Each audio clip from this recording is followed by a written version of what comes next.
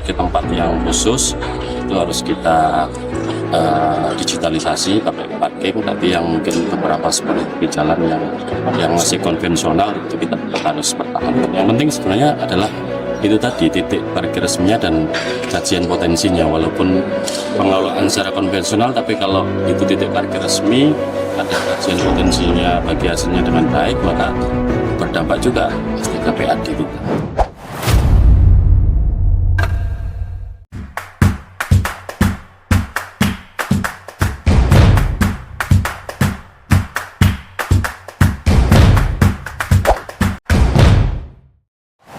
Ya, jadi memang ada 5 poin krusial ya dalam perda parkir kita. Pertama, memang kita harus mengadakan pemetaan secara menyeluruh titik parkir di Kota Malang seiring perkembangan kota, seiring perkembangan kawasan-kawasan ekonomi baru. Perlu ada pemetaan yang lebih update terkait dengan titik-titik parkir di Kota Malang, baik itu yang lewat retribusi di jalan maupun yang lewat pajak parkir di tempat-tempat khusus.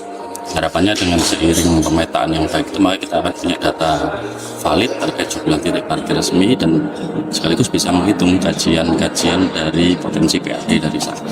Jadi belum bisa diketahui ya apa target yang itu kita rekomendasi kita. sekarang? Makanya ini kan kota berkembang terus, makanya perlu ada update terbaru terkait titik parkir resmi di Kota Malang. Terus kemudian ada 3 prinsip tadi. Pertama soal pelayanan, karena masyarakat sudah membayar retribusi, makanya mereka harus mendapatkan haknya, yaitu pelayanan tadi. Memang mereka harus mendapat garansi mereka parkir di tempat yang aman, yang resmi, kendaraannya juga ada jaminan keamanan, dan memastikan bahwa apa yang mereka bayar pasti masuk ke PAD kota. Kemudian juga persoalan ketertiban, kita perlu standarisasi mitra-mitra penyelenggaraan parkir di Kota Malang ini, mulai dari atributnya, ramu-ramunya, standar pelayanannya, sampai sistem pembayarannya bagi hasil dan lain sebagainya, sehingga tidak ada lagi dinamika di lapangan terkait misalkan tadi persoalan karcis, persoalan parkir liar dan lain sebagainya. Dan yang terakhir, tentu saja harapannya memang ada potensi kenaikan PAD kita dari seiring membaiknya tata kelola parkir. Ada target nggak kira-kira kapan bisa diketahui jumlah titik parkir? Ya, itu rekomendasi kita kemarin baik di Pansus maupun di LKPJ juga di tahun ini. Harapannya memang sudah ada arah ke sana, karena seiring dengan disahkannya perda parkir ini, pemerintah lewat OPD terkait harus bergerak cepat, pemetaan jumlah titik parkir resmi, terus sekaligus kajian potensinya, artinya kajian potensi pendapatannya, sehingga itu tadi baru kita tetapkan target dari sektor parkir ini seperti apa, berapa, baik itu dari retribusi maupun parkir. Pun masyarakat kan di lapangan tidak banyak yang tahu ternyata parkir itu ada 2 jenis tadi. Tahunya kalau ada ruwet-ruwet dinamika di lapangan pokoknya dishub begitu. Padahal kan ada pemilihan-pemilihan wilayah tadi itu. Penambahan titik parkir digital? Iya, itu juga rekomendasi kita.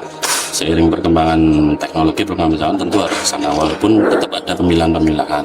Artinya kita juga harus melihat sisi sosiologis masyarakat, bagaimana juga mitra-mitra parkir ini yang juga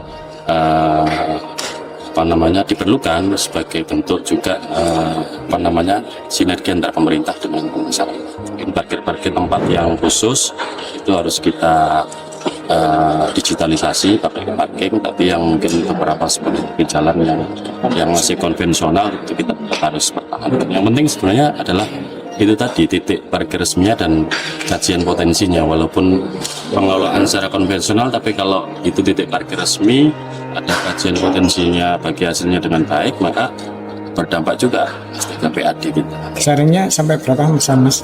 Ada perubahan atau enggak? 60-40, kalau selama ini kan 70-30. Titik tertingginya 70-30, tapi itu titik tertinggi. Artinya nanti ada penyesuaian tergantung dari spot wilayah, kepadatan aktivitas perparkirannya dan lain sebagainya. Jadi ada ukuran-ukurannya. Jadi ada sharing selain 70-30 ada. Itu titik tertinggi. Jadi semakin ramai tempatnya, bisa jadi persentasenya akan semakin berlipat. Bisa 60-40, bisa 50-50, karena itu flow-nya kan